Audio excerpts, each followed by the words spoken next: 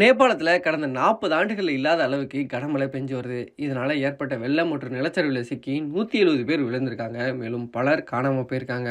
காலநிலை மாற்றம் எதிர்பாராத தாக்கங்களை சமீப காலமாக ஏற்படுத்தி வருது. பிரிட்டனோட வெப்பநிலை உயர்ந்தது, பாகிஸ்தானில் ஏற்பட்ட திடீர் வெள்ளம் போன்றவை இதன் விளைவுதான்னு ஆய்வாளர்கள் சொல்லியிருந்தாங்க. இந்த நிலையில நேபாளத்தில் தற்போது கனமழை வெளுத்து வாங்கி வருது. கடந்த 40 ஆண்டுகள் இல்லாத அளவுக்கு மழை பெஞ்சிருக்கதா அதிகாரிகள் சொல்லியிருக்காங்க. இதனால வெள்ளமும் நிலச்சரிவும் ஏற்பட்டிருக்கு. கிழக்கு மற்றும் மத்திய நேபாள் பகுதியில் வெள்ள பாதிப்பு அதிகமாக இருக்கு. கார்கள், வீடுகள் வெள்ளத்தில் அழைத்துச் செல்லப்பட்டிருக்கு. நேற்று வர 148 பேர் வெள்ளம் மற்றும் நிலச்சரிவில் சிக்கி உயிரிழந்தா சொல்லப்பட்ட நிலையில் இந்த எண்ணிக்கை 170 உயர்ந்திருக்கு. இதுவரை 4000 பேர் பத்திரமாக மீட்கப்பட்டு பாதுகாப்பான இடங்களில் தங்க வைக்கப்பட்டிருக்காங்க. பள்ளிகளுக்கு தொடர்ந்து 3 நாட்கள் விடுமுறை விடப்பட்டிருக்கு. மழையால் ஏற்பட்ட வெள்ளம் மற்றும் நிலச்சரிவு காரணமாக 322 வீடுகள் அடித்துச் செல்லப்பட்டிருக்கு. 16 பாலங்கள் இடிந்து விழுந்திருக்கு. தேசிய நெடுஞ்சாலைகள் பல இடங்களில் துண்டிக்கப்பட்டிருக்கு. எனவே மீட்பு பணிகளில் தொடர்ந்து தொய்வு ஏற்பட்டு வருது. கடந்த 2 தினங்களாக பெய்த கனமழை காரணமாக பாகமா நதியில் வெள்ளப்பெருக்கு ஏற்பட்டிருப்பது பாதிப்புகளுக்கு முக்கியமான காரணம்னு உள்ளூர் மக்கள் சொல்றாங்க.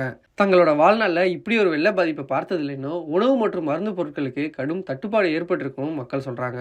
வானிலை ஆய்வு அதிகாரிகள் இது குறித்து பேசும்போது வங்காள விரிகுடாவில் ஏற்பட்ட குறைந்த காற்றழுத்த தாழ்வு மண்டலம் மற்றும் வழக்கத்தை விட அதிகமாக வடக்கு பகுதியில் ஏற்பட்ட பருவமழை இந்த இரண்டும் தான் இந்த வெள்ளப்பெருக்கத்துக்கு முக்கிய காரணம்னு சொல்லியிருந்தாங்க. கனமழை மேலும் ஓரிரு நாட்களுக்கு நீடிக்கப்படும்னு எதிர்பார்க்கப்படுதுன்னு தெரிவிச்சிருக்காங்க. வெள்ளம் மற்றும் நிலச்சரிவு பாதிப்புகளை கண்காணித்து வருவதாகவும் மீட்பு பணிக்காக தங்களின் முழு பலத்தை பயன்படுத்தி இருப்பதாகவும் அந்நாட்டின் தேசிய பேரிடர் மீட்பு படையினர் சொல்லியிருக்காங்க.